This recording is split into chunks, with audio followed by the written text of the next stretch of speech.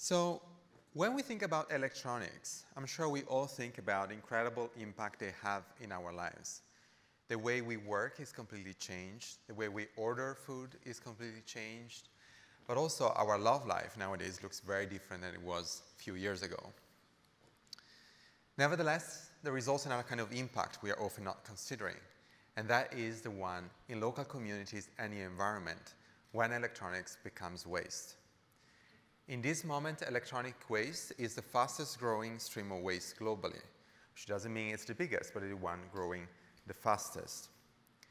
And only the 30% of this waste is correctly recycled, while the remaining 70% is exported in developing countries or simply ends up in the landfill.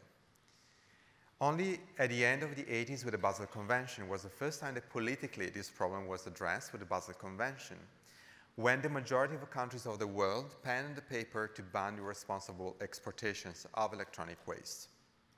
So a lot of time has passed, nevertheless, the percentages of recycling are still very low.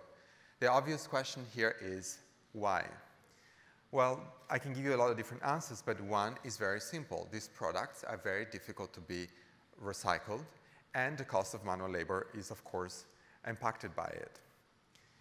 In the past, circuit boards were present only in a few products. Nowadays, with the Internet of Things, there's a lot of products that we use daily that now contain circuit boards. And to produce circuit boards, we need the extraction of rare earths and precious metals, which are becoming the main driving force behind the recycling of electronics. So the question here for us, because we are designers, was what can we do to make sure that these products can be designed in such a way to improve recycling and repairing in first place.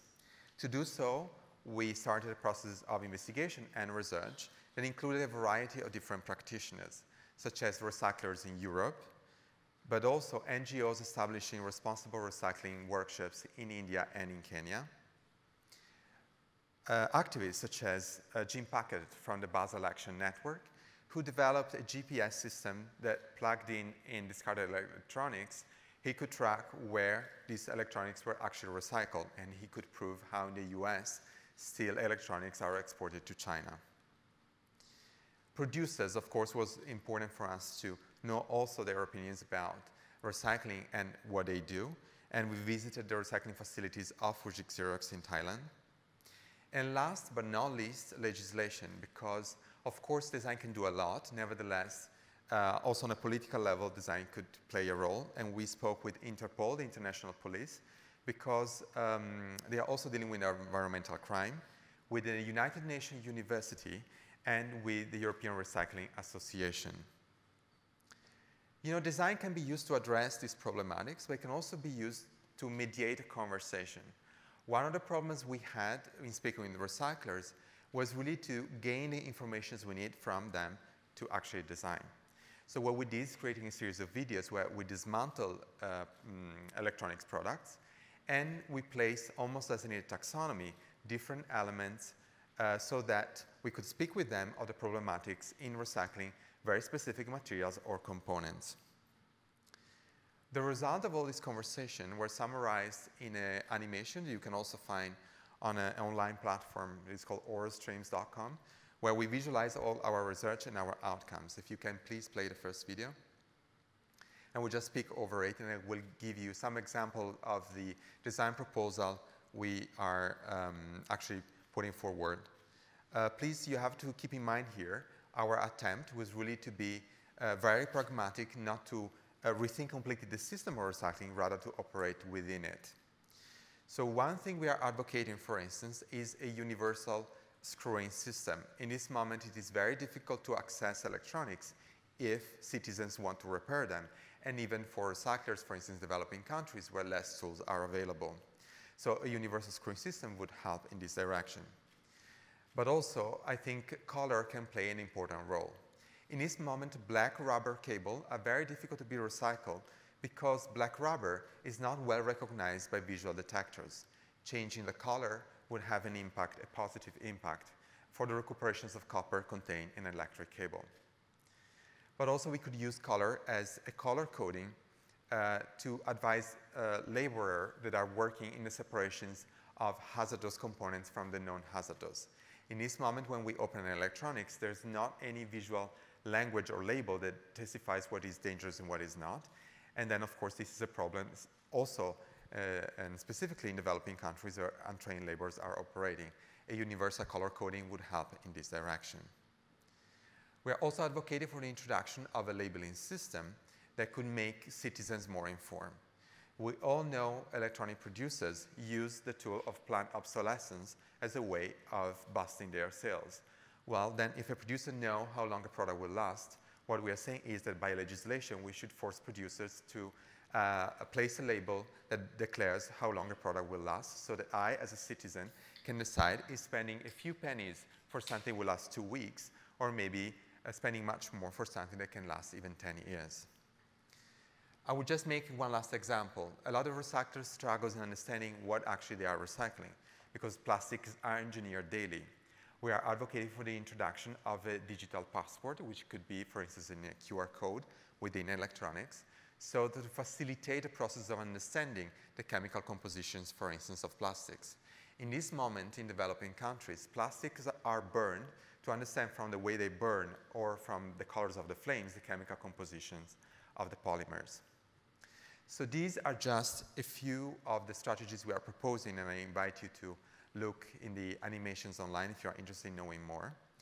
But as part of the project, we also developed a video where we are clearly presenting the system of recycling of electronics with the use of discarded electronics, found footages from YouTube, and our own custom-made videos.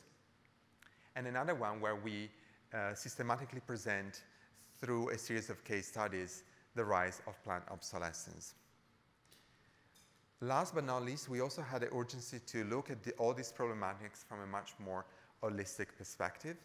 And so we produced a visual essay, which is lasting 25 minutes, where we look at the complex relationship between design, production, and the environment. And we do so going through, for instance, how planet Earth has been created through a range of meteorites that actually imported precious metals on planet Earth, the connections between colonialism and land exploitation, planned obsolescence, and a problem of electronic waste. To conclude this short presentation, I would just like to play a few minutes from this video. If you can please play the last movie. Waste, in fact, is no more than a theoretical construct within a hyper-capitalist value system. There is no objective distinction between a new, shiny product and unwanted trash, nor any real separation between technological device and human body. Matter is in a state of constant flux. Our bodies deteriorate and decompose, feeding the growth of other organisms. Matter bonds, separates, and transforms. It never appears out of nothing, nor disappears into nothing. Design can play a role.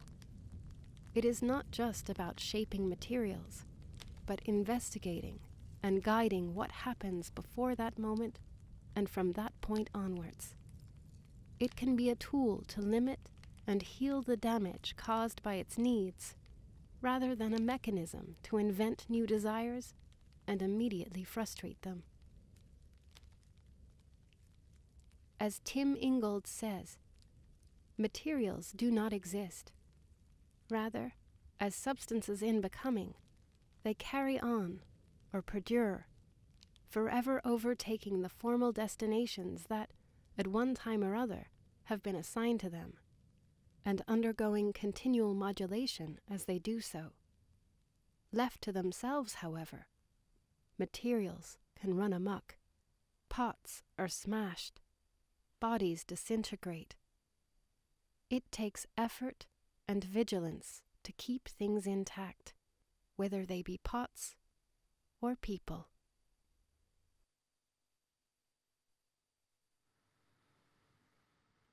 Thank you.